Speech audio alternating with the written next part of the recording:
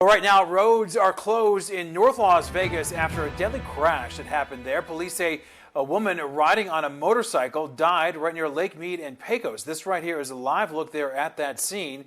Officers say that the woman collided with a vehicle just around 2 o'clock today. The driver of the vehicle stayed there on the scene.